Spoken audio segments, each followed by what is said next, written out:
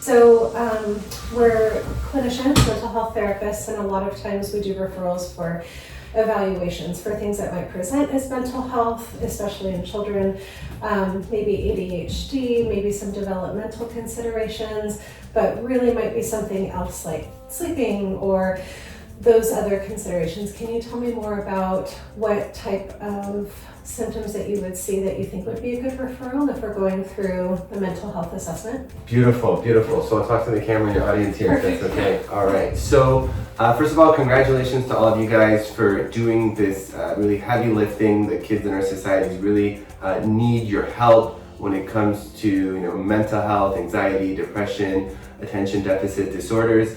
But what we always talk about in our practice is a functional approach to health, getting to the root cause, really asking why they're having these issues.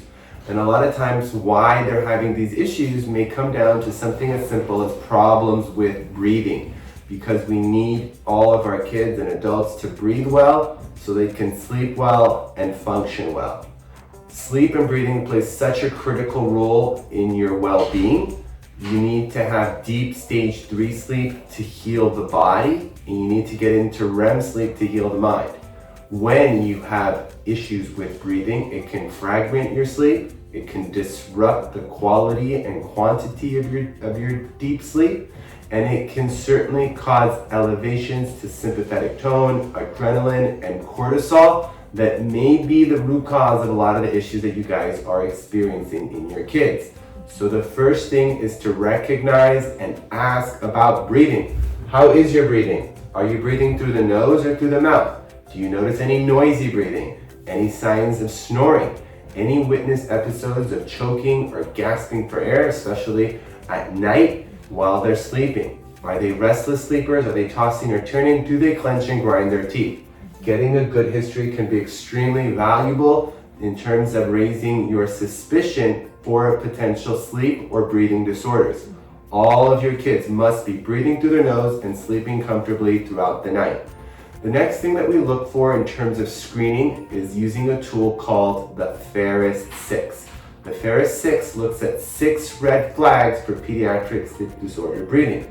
This includes nose versus mouth breathing. You should be breathing through your nose. It includes the presence of mentalis strain, which is a dimpling on the chin, tonsil hypertrophy, tongue tie, dental wear, and a narrow palate. Most of our patients who are at low risk should have none of these factors.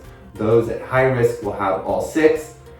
Even if you have one red flag, such as mouth breathing, or large tonsils, or tongue tie, or narrow palate, that is enough to warrant an evaluation, especially in a child with behavioral issues that may be related to sleep and breathing.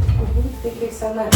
And with regard to things like feeding for younger kiddos, can you tell me a little bit more about maybe a tongue tie release that might help them? Absolutely. So when you're evaluating for feeding disorders, you have to recognize that there's different phases of problems with feeding. You can have problems in the oral preparatory phase, or in the pharyngeal or the esophageal phase. So if you have an anterior tongue tie that's affecting the tip of the tongue, you'll clearly see problems with the oral preparatory phase of chewing and swallowing, in that you're not able to move the food bolus side to side, and these individuals tend to eat the whole thing instead of chewing it carefully. It can lead to upset stomach, and the upset stomach in turn can lead to picky eating because they realize that they don't like certain foods and they may prefer more mushy foods.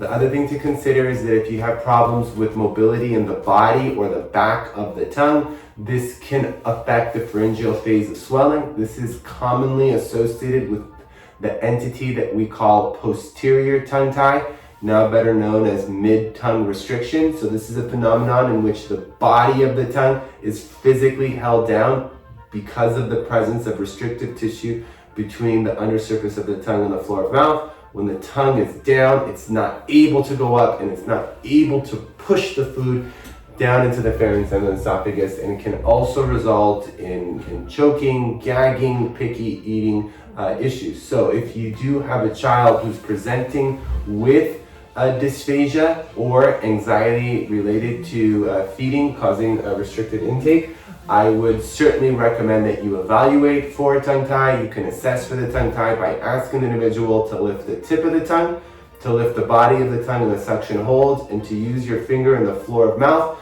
and see if they're able to lift the tip and body of the tongue without elevating the floor of the mouth. Last question.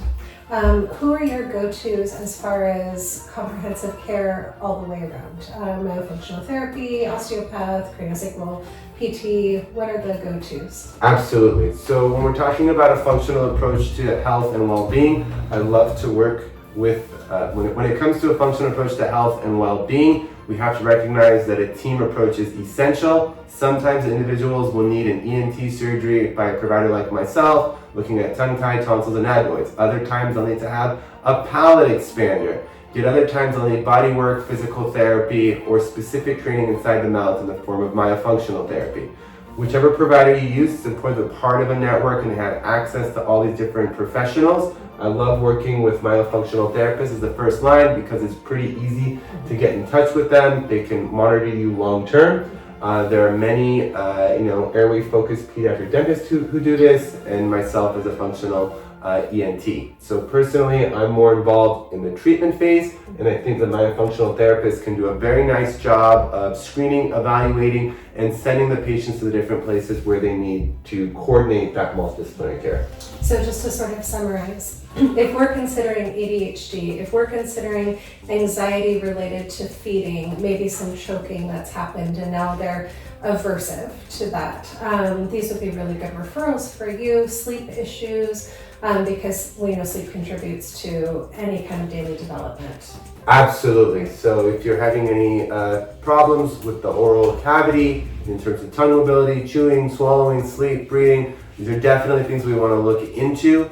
I'm happy to see them myself. You can also work with a myofunctional therapist who can help you triage and send you to the right person. Great. Thank you so much. My pleasure. Thank you so much for getting this information out there. So incredible to our family, and you'll be such incredible wealth of information to all of our future clinicians. Amazing, amazing. Thank you guys so much for this opportunity. Thank you.